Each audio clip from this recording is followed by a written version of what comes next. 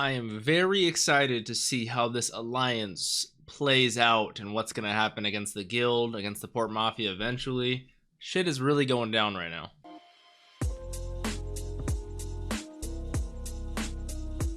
What's up, Dapper Squad? It's your boy Darius back at it again with Bungo Stray Dogs, Season 2, Episode 9. This one's called Double Black. Last episode, we had the emergency plan from the guild to burn down Yokohama City, and it was getting relatively close to working out, but thanks to the help of Lucy, Atsushi was able to escape, kind of avoid Mark Twain for a little bit, and then Dazai saved the day. But Dazai says they can keep doing this over and over and over again as long as they need. And Atsushi says we need to make a plan or make a pact with one of the strongest organizations out here, and that was also defending the city, aka the Port Mafia.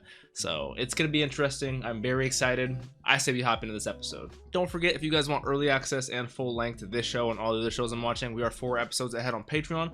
Links are down in the description down below for you guys. Like always, don't forget to subscribe, click that bell so you guys always know when I post over here on the Dapper channel. Follow all the social medias, Instagram, Twitch, TikTok, Twitter, all of DapperDarius. Let's hop into this. Bungo Stray Dogs, Season 2, Episode 9, Double Black. Let's do this.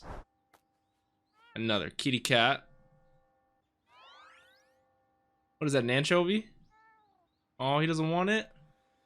Look at Fukuzawa being all nice to cats.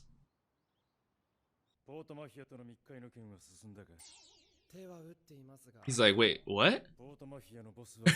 He's like, wait, what?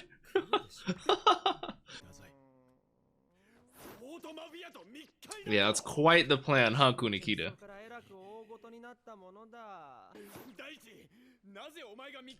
Does Kunikita know about his past? I guess not. Okay, that's good to know. Kunikita was the only one that didn't know. 8 years ago. So this was his boss 8 years ago. And he was the doctor.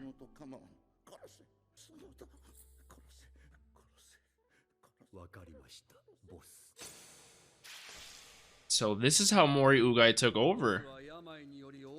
Wow.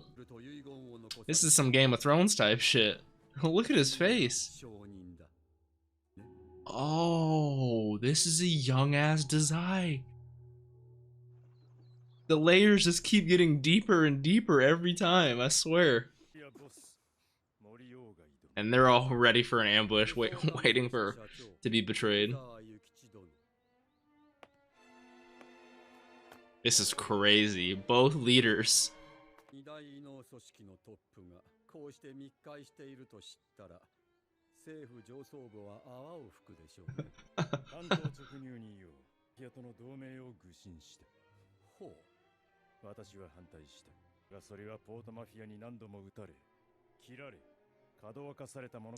Also a valid point.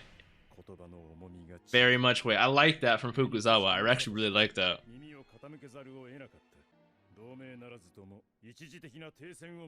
Not necessarily an alliance, but at least a ceasefire.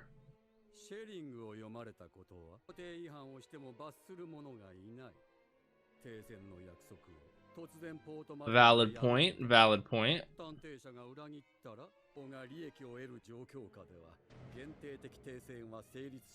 Strategically wise, it actually makes a lot of sense what he's saying. Wow, was not expecting him to say that though.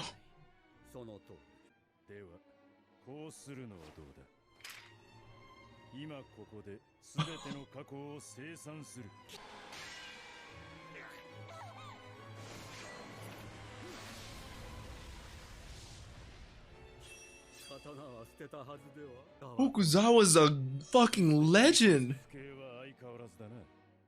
And they know of each other's past.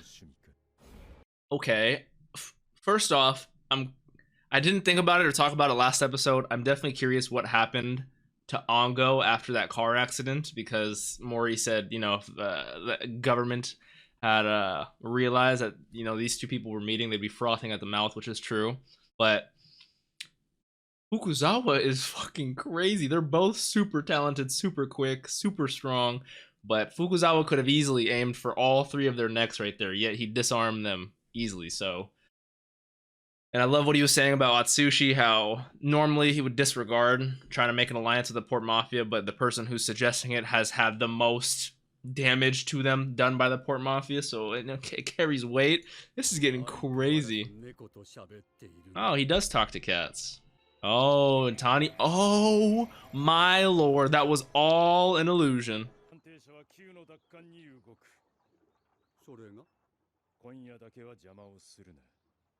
A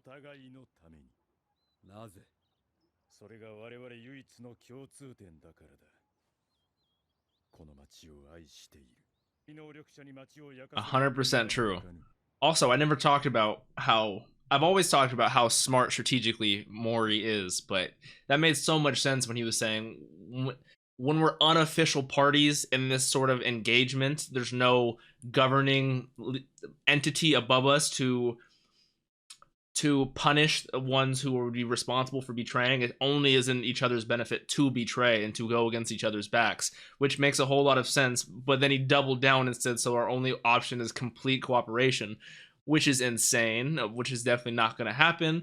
But everything came to a head. It's not working out. But then they're like, okay, we're not having an alliance. We're not having a ceasefire. But at least, come on, we have a similarity in this. We technically are goals align, so let's slow down just a little bit. And I agree with that completely. But the guild is very powerful.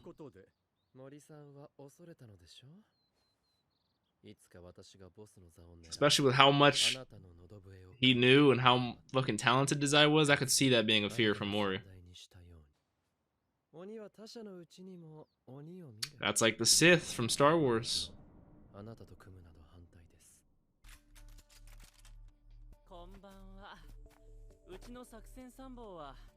Yeah, Luisa is the strategist, I'm assuming. But, of course, they were anticipating a trap as well.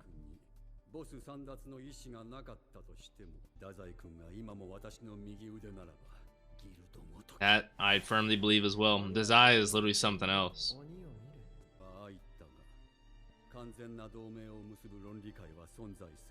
Okay.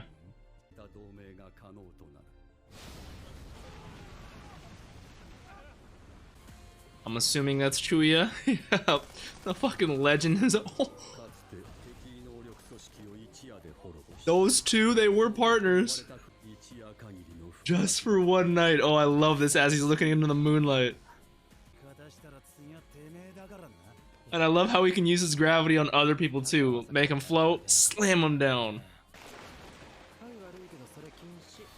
Yup. Boom. That's all gone. God, talk about a gravity kick. Mori is so smart.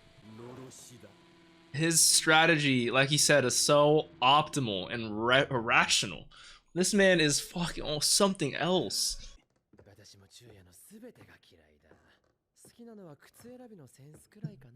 He's got great taste in fashion. He took that seriously. And just dodges his kick. That's true. It is insurance. That's a smart play. Good point. It is. Lovecraft is not done. What would happen if Dazai touched Lovecraft? I'm curious. Because it seems... Any gift, okay. That was quite the gravity punch right there.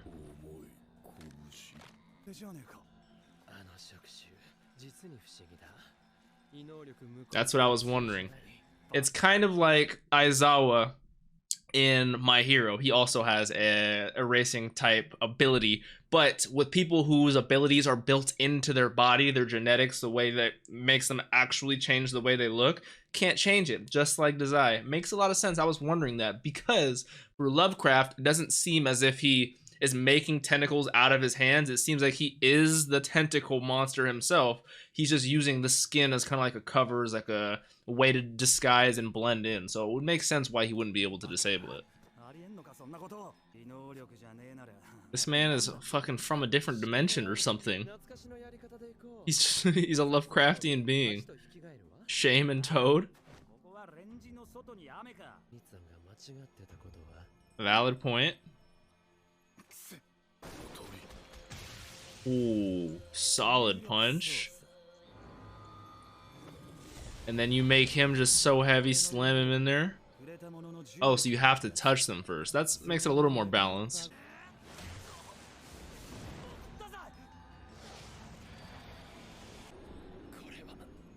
Literally looks like Cthulhu. And I know he ripped off Dazai's arm.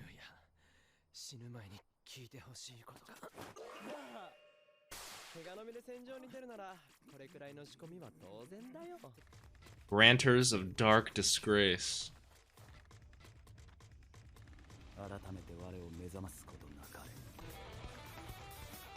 This man has like a gravity curse mark? What is he, Sasuke? Chuuya is so dope. The true form, okay.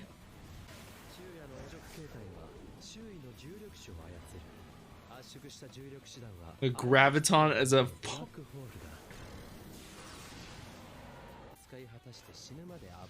what? So that's why Dazai steps in to turn it off. That's why, oh my god, Chuuya is OP! He literally lets his rage just go out. Oh my god. This is not what I would ever expected from the show.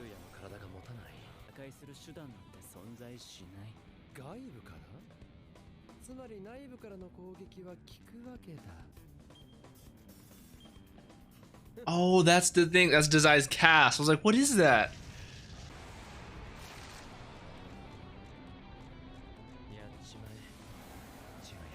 Bro, Chuuya is so dope. I'm actually kind of upset that he's on the Port Mafia now. I want him on the agency. Like, knowing these two were rivals, partners that could do so much devastation is so cool. And now he just keeps going. He needs Dazai to turn him off. Turns him back to normal. I forgot what he said at the beginning when he first transformed, but that's what I like how he talks to it. It's like, dark disgrace, wake me up, but don't, like, I love it. Corruption is what it's called. Yeah, Chuuya went ham. I know I don't mean to pause it because it's at the end of the episode. I just have to say there's a certain level of respect. Like, they're like the rivals who roast each other, have banter, constantly make fun of each other. Dazai would be so annoying to have as a partner, just constantly playing around like that. So I totally get Chuuya's annoyance with him, but deep down they truthfully do respect each other, because Chuuya was genuinely worried when it looked like Dazai's arm got cut off, and Dazai, if he really wanted to, could have let Chuuya die, could, you know, in so many situations. So like, there's a certain level of respect there, and then I really appreciate, you know, like you can tell they've known each other for a long time, and they've gone through shit together. Who are you people? The bad guy's enemy. It's a good way to put it. It's one of my favorite endings to fucking end it out on too. I love this. So in terms of the alliance with the Port Mafia and the ADA, that went about how I would assume it went, how I would assume it would go. Both of them realizing that they need to do it, but it not being necessarily the best in terms of their respective payouts, or not in their favor completely, you know. So it's like, that truly is a compromise where it's like neither side is truly getting the better or the advantage, but this is needed to be done for the betterment of the situation. And I like how, I love what Mori was saying when he was describing the relationship with Chuuya and Dazai, how he was saying they were like the devastating rivals, and how it's only gonna be for this one night, and it was for this one night to get Q back, and it worked out, and it was insane. I was like, what's Dazai gonna do when he got surrounded by John and Lovecraft? But then as soon as I saw that boulder with the red, I was like, Chuuya and Dazai going back at it. I was so happy. Such a great fight, such a great power from Chuuya. Oh my god, they really are a tag team too, especially with that corruption. That's like an 8 gates kind of thing. That's like the last stand. Like if he keeps rampaging, he will die, but Dazai is the only one who can shut him off. Dazai is so cool. Like power disabling powers and is so cool, you know, and even reminds me of Aizawa with his bandages and everything too. Just so dope. Can't wait to get to start up My Hero again. But such a crazy fight. Lovecraft literally looked like Cthulhu, like a Lovecraftian fucking being, and it was crazy. That was so dope. I love Fukuzawa's katana slash on everyone, and that ended up being Tanizaki while they were still talking. Oh, it's so good. It's so good. And the whole a little bit of a backstory of how Dazai became Mori's right-hand man and how Mori killed their old predecessor, which very much reminded me of Game of Thrones. How like the Mad King and everything like that, how there are certain times where in their old senile age they just make irrational decisions and it would cause havoc and literally turn your organization into ruins. So I really what's his name, Hirotsu, I really like how he felt the need to let him know, like, you know, like, yes, you did something that was technically wrong, you kind of betrayed him, but it was definitely for the betterment of the people and the organization, so like we fully support you in that act. Again, reminds me of Game of Thrones and that aspect, and where Dazai said evil expects evil from others really reminded me of the Sith from Star Wars, how like your goal is to train up your apprentice strong enough to defeat you, and then you know you've done a good job as a Sith Lord. And it's very dark in that way, like you will eventually die, you know, at the behest of your apprentice, but that's for the betterment of the Sith. So it's crazy, really enjoying it. Hopefully you guys enjoyed. If you did, please leave a like, let me know your thoughts down below. Don't forget to subscribe, click that bell so you guys always know when I post over here on the Dapper channel. Follow all the social medias, Instagram, Twitch, TikTok, Twitter, at DapperDarius. Much appreciated, y'all. Drink some water, be safe, tell someone you love them. Have a great day. Peace.